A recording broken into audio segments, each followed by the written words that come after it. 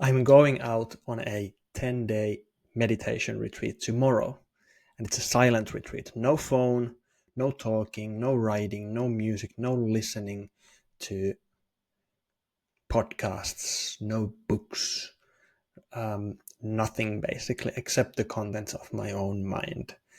And I am honestly thrilled, and I am nervous, and I'm excited. So I wanted to film this video to share a little bit of why on earth would I lock myself away for 10 days with no connection to the outside world whatsoever. So I find that in my life, I feel quite constantly, not necessarily bombarded, but definitely flooded with messages. Like there's social media, there is the news, there's music, podcasts, there's the hustle and bustle of my business life and work, and all of these things going on around me all the time that seem to demand my attention constantly. And what I have found when I'm out in nature, for example, is I feel incredibly at peace when I have those extended periods of solitude. And that's something I have been missing in my life for the longest time. And I find great pleasure in staying alone with my own thoughts for extended periods of time. And I am really looking forward to that. So that's one of the things that I hope to have in this retreat, extended periods of solitude. Then the other thing that has been lacking lately or throughout a big part of my life is focus. I often get distracted and do other things than what I was planning to do. And this is causing me quite a lot of suffering unnecessarily. So what is this meditation retreat? It's called Vipassana. And Vipassana is, it's not a cult, it's not a religion. It's actually a meditation tradition that's millennia old, at least thousands of years old. It was resurfaced by Siddhartha Gautama, aka the Buddha. But as I said, it's not linked to any kind of a belief system. Quite the contrary, you could even say that it's the opposite of belief systems. It's actually an extended period of time where you're only focusing on the contents of your own mind. You're paying attention only to what you notice, what you see, what you think, what you hear, what you feel. And you could say that it's a time where you examine your beliefs instead of adopting new beliefs. You examine what you have in your system and you see what serves you and what doesn't. And that's what I'm really curious about. So the third thing besides solitude and focus is instead of having this anxiety and this sense of reacting to things in ways that I don't want to, like arguments or avoiding certain conversations or just avoiding taking some actions that would be really good for me. For example, approaching someone I find very attractive. I want more self-connection. And what better way to do that than pay attention to your state for 10 days straight. So those are the surface level reasons why I chose to do this now. And of course there's the obvious factor that I can do this. I have the opportunity. I don't have any family commitments, any work commitments that I would need to upkeep for those 10 days. So in that sense, I am privileged to have this opportunity. But ultimately, what I want out of this is I have a deep-seated longing for a family. I want my own kids. I want a family. I want to find a partner that I can build a family with. And this is one of my ways to become a better man for my future partner and kids, so I can stay better present. both to myself and to my loved ones. And that is a big deal for me.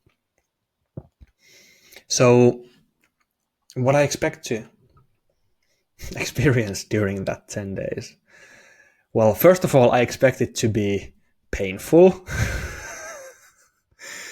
I mean, sitting still for hours on end, and obviously getting bored, getting all sorts of agony and anguish. I mean, the hustle and bustle of the mind doesn't go away when I choose to do it.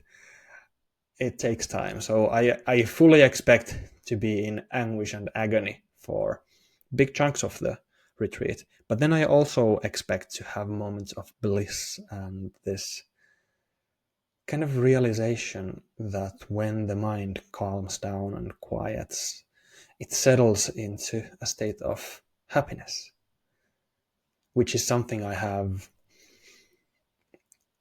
first of all experienced when I'm out in nature and I don't have anything in particular to do. But mostly this is what people tell me who have gone through a Vipassana retreat, that they find this pleasure in just being aware, being alive, breathing, that's not dependent on any outside factors or anything. And that's something that I want to connect to as well. So, yeah, I expect to find that comfort in discomfort, learn to focus more. I mean, the first part of Vipassana is just for several days, just practicing your ability to focus. And then we start using that focus to scan whatever is actually going on in our bodies, so we have more capacity to notice the workings of our mind. And finally, what I expect to happen, or what I hope to happen during that 10 days, is I hope to become more aware of some of the reactive thought patterns. Like everyone has these reactive thought patterns. We go through experiences in early childhood, for example, or in our adolescence, where we learn, let's say, for example, that, well, I'm having a hard time coming up with a good example, but some sort of event happens and we learn. Let's say, okay, I'm still racking my brain to find an example. Let me think about my own life. What I hope to get rid of. Well, I have this reaction whenever I meet someone I find interesting. I have this you could call it people pleasing. I dislike that term, but what happens is I lose connection with myself, and I get a little bit afraid and anxious and nervous, and my mind goes to thinking, trying to come up with ways to what to say or what to do so that person would like me more. And that's an example of a reactive pattern of thinking that is in me, that I want to get more aware of and to dissolve that more, so I can better stay connected with myself and act true to my interests and needs and values, even when I'm interacting with people I find attractive or interesting. Yeah, I hope to become, well, I don't know. I hope it will be transformative. I hope it will be rewarding until in the end. And I might give you an update later on how it was for me. Okay, cheers. Oh, and one thing I still want to say. I hope this has sparked some interest, some curiosity to explore your own thinking patterns, your own ways of reacting, and maybe spark a curiosity for Vipassana in general. or other ways of exploring yourself, your mind, because ultimately that's the only thing we have. It's the one thing that filters everything you experience in this world. Everything goes through your mind. So if you're not aware of how your mind works, that's like looking at the world through a dirty window and you don't even realize it's dirty, and you don't see things and you don't experience things.